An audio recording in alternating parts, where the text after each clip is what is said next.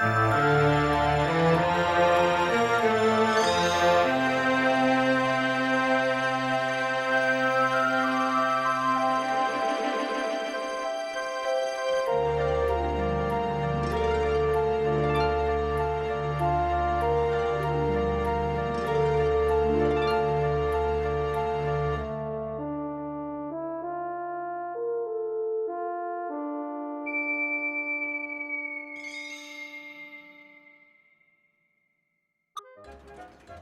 station by Howland Lake was getting an extension.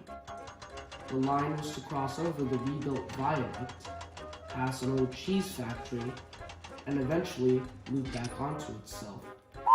Every day, Henry would bring supply trains to the site. He was very pleased with his new job because he gets to see his old friend Jacob Bailey again, though Henry always wondered who the original Stationmaster was. He decided to speak to old Bailey about it one day. "Morning, Henry." "Morning, Mr. Bailey. Can I ask you something?" "Of course." "Who was the original Stationmaster?" Old Bailey went pale. "Is there something wrong?" There was an old Stationmaster, but I don't like to talk about him." "Fair enough."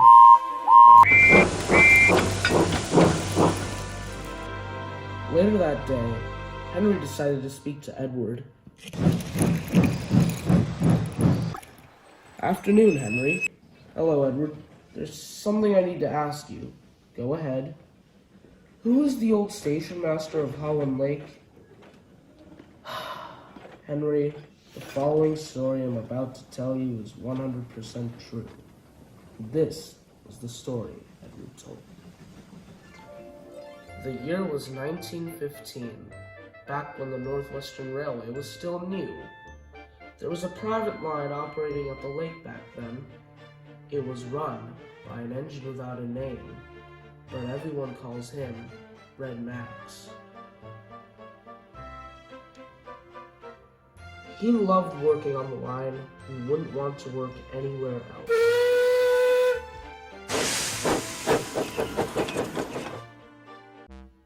But there was one thing he couldn't stand, which was Mr. Patrick Harrison, the old Stationmaster.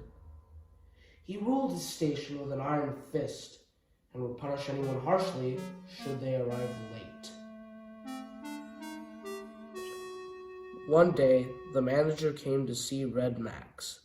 "Your line is no more, I'm afraid." Red Max knew what that meant, but no matter how much he begged, there was nothing he could do. By the end of the week, he would be sold for scrap. The last train ever pulled by the little engine was a small goods bound for the station. He felt depressed knowing this would be his final run. "All these years of loyalty, this is unthanked," he said to his driver. "I know," his driver replied, "but look on the bright side. There will always be light at the end of the tunnel." "I suppose so," he said. "Come on, old boy, let's make your last run a memorable one," said his driver. "All right, then."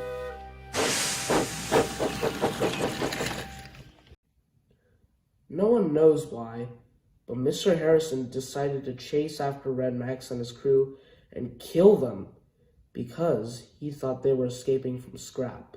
This, of course, wasn't true, but Harrison was drunk, so he didn't realize.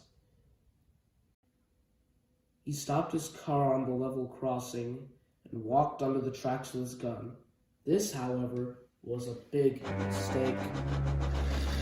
"Get out of my way!"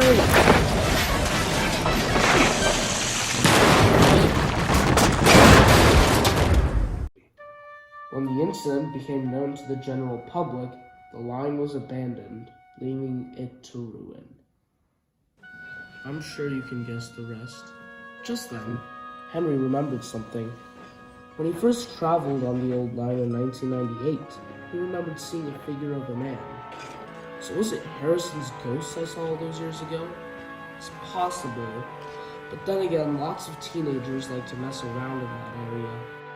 I wouldn't worry too much about it.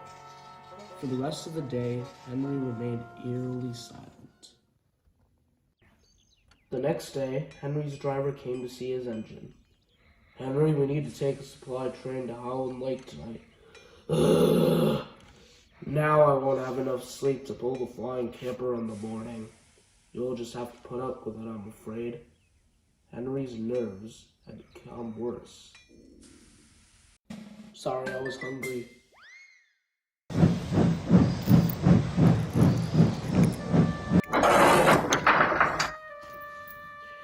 That night, he was ready to depart with his goods train. Much anxiety, he left the yard without a word. Before he knew it, he was out on the open mountain. As he neared the station, he heard an unfamiliar whistle. "Driver, what was that?" "I don't know." Just then, out of nowhere came a man. The man had a gun pointed at Henry. His driver and fireman panicked and ran away, leaving Henry behind. "Wait, you can't just leave me here!" Then Henry looked down at the spectre. He decided to pluck up some courage. "Listen here, you. I sympathize and pity what happened, but letting your anger out like this is unacceptable. Don't you dare think you can scare me. I'm not frightened of you. What happened to you was all in the past. You can't change it, but you can change your future. Is this really the future you'd want for yourself?" The spectre said nothing and flew peacefully away. The ghost of Mr. Harrison was no more. Just then, Henry's crew returned. "Who are you talking to, old buddy?" "I'll explain later. Right now, we have a train to deliver." "All right then, let's go."